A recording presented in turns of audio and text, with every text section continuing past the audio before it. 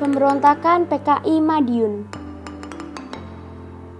Apa sih pemberontakan PKI Madiun itu? Pemberontakan PKI Madiun atau yang juga disebut peristiwa Madiun adalah pemberontakan komunis yang terjadi pada tanggal 18 September 1948 di kota Madiun. Pemberontakan ini dilakukan oleh Front Demokrasi Rakyat atau FDR yang terdiri atas Partai Komunis Indonesia atau PKI, Partai Sosialis Indonesia atau PSI, Partai Buruh Indonesia atau PBI, Pemuda Rakyat, dan Sentral Organisasi Buruh Seluruh Indonesia atau SOPSI. Lantas, bagaimana sih latar belakang dari peristiwa ini? Yang melatar belakangi dari peristiwa ini adalah diawalinya dengan jatuhnya Kabinet RI yang pada waktu itu dipimpin oleh Amir Syarifuddin karena kabinetnya tidak mendapat dukungan lagi sejak disepakatinya perjanjian Renville.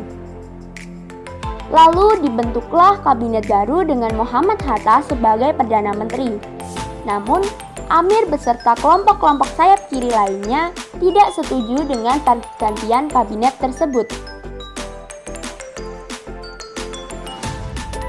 Dalam sidang Politbiro PKI pada tanggal 13 sampai 14 Agustus 1948, Musso, seorang tokoh komunis Indonesia yang lama tinggal di Uni Soviet, menjelaskan tentang pekerjaan dan kesalahan partai dalam dasar organisasi dan politik, dan menawarkan gagasan yang disebut Jalan Baru untuk Republik Indonesia. Musso menghendaki satu partai kelas buruh dengan memakai nama yang bersejarah, yakni PKI. Untuk itu, harus dilakukan fusi tiga partai yang beraliran Marxisme dan Leninisme, PKI ilegal, Partai Buruh Indonesia, dan Partai Sosialis Indonesia.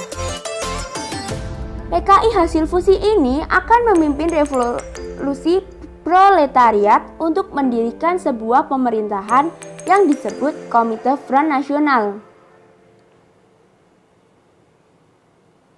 Selanjutnya, Musso menggelar rapat raksasa di Jogja. Di sini dia melontarkan pentingnya kabinet presidensial diganti menjadi kabinet Front Persatuan. Musso juga menyerukan kerjasama internasional, terutama dengan Uni Soviet, untuk mematahkan blokade Belanda. Untuk menyebarkan gagasannya, Musso beserta Amir dan kelompok-kelompok kiri lainnya berencana untuk menguasai daerah-daerah yang dianggap strategis di Jawa Tengah maupun Jawa Timur, yakni Solo, Madiun, Kediri, Jombang, Bojonegoro, Cepu, Purwodadi, dan Wonosobo. Penguasaan itu dilakukan dengan agitasi, demonstrasi, dan aksi-aksi pengacauan lainnya. Rencana itu diawali dengan penculikan dan pembunuhan tokoh-tokoh yang dianggap musuh di kota Surakarta, serta mengadu domba kesatuan-kesatuan TNI setempat, termasuk Kesatuan Siliwangi yang ada di sana. Mengetahui hal itu, pemerintah langsung memerintahkan kesatuan-kesatuan TNI yang tidak terlibat adu domba untuk memulihkan keamanan Surakarta dan sekitarnya. Operasi ini dipimpin oleh Kolonel Gatot Subroto. Masa pemberontakan. Sementara perhatian semua pihak pro pemerintah terkonsentrasi pada pemulihan Surakarta, pada 18 September 1948, PKI maupun FDR menuju ke arah timur dan menguasai kota Madiun, Jawa Timur. Dan pada hari itu juga diproklamasikan berdirinya Republik Soviet Indonesia. Hari berikutnya, PKI maupun FDR mengumumkan pembentukan pemerintahan baru. Selain di Madiun, PKI juga mengumumkan hal yang sama di Pati, Jawa Tengah. Pemberontakan ini menewaskan Gubernur Jawa Timur Raden Mas Suryo, dan Dokter Pro Kemerdekaan Murwadi, serta beberapa petugas polisi dan tokoh agama. Gimana sih akhir dari pemberontakan PKI ini? Untuk memulihkan keamanan secara menyeluruh di Madiun, pemerintah bertindak cepat. Provinsi Jawa Timur dijadikan daerah istimewa. Selanjutnya, Kolonel Sungkono diangkat sebagai gubernur militer. Operasi penumpasan dimulai pada tanggal 20 September 1948 dipimpin oleh Kolonel A.H. Nasution.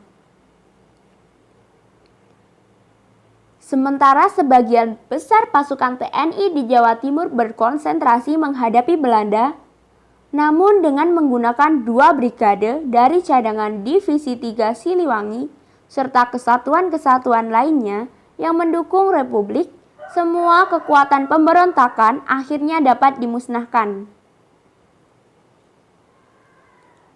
Salah satu operasi penumpasan ini adalah pengejaran musuh yang melarikan diri ke Sumoroto, sebelah barat Ponorogo. Dalam peristiwa itu, musuh berhasil ditembak mati, sedangkan Amir Syarifuddin dan tokoh-tokoh kiri lainnya berhasil ditangkap dan dijatuhi hukuman mati. Amir sendiri tertangkap di daerah Grobogan, Jawa Tengah.